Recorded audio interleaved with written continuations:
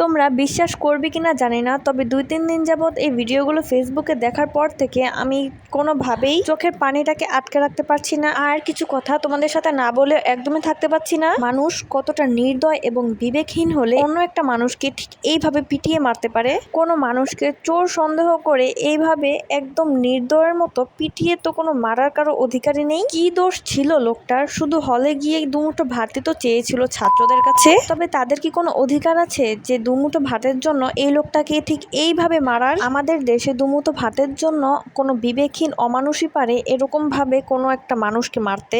তোফাজ্জল যদি মানসিক ভারসাম্যহীনতার কারণে হোক বা যে কোনো কারণেই হোক, যদি কোনো চুরিও করে থাকে তবে তাদের তো কোনো অধিকারই নেই যে চুরির দায়ে একটা মানুষকে হত্যা করবে। আর বাংলাদেশের কোনো সংবিধান হোক, কোনো আইন হোক, কোনোখানেই তো লেখা নেই যে এইভাবে কোনো মানুষকে পিটিয়ে মারা যায়। প্রয়োজনে তারা কিন্তু তোফাজ্জলকে প্রশাসনের হাতেই তুলে দিতে পারতো, তবে তারা সেটা না করে তারা নিজেরাই একটা ডিসিশন নিয়ে তাকে একাধারে পিটিয়ে হত্যা করলো। তারা নিজেদের লাইফের পাশাপাশি তোফাজ্জলের লাইফটাকেও ধ্বংস করে দিল। তোফাজ্জল তার বাবা মা হারিয়েছে, তার পুরো ফ্যামিলিকেই হারিয়েছে, তবে তার জন্য কি কেউই বিচার চাবে না? এমনটা তো একদমই হতে পারে না। আমরা যেহেতু সত্যটা জেনেছি, তবে আমরা সবাই একত্রিত হলে নিশ্চয়ই ওর সাথে ঘটে যাওয়া অন্যায়ের পর্যাপ্ত বিচার হবে। আর পুরো বাংলাদেশের সকল মানুষ চায় যেন তোফাজ্জলের হত্যাকারীর পর্যাপ্ত বিচার হোক। তোফাজ্জল হত্যার আসামিকে আইনের সর্বোচ্চ আওতায় আনা হোক।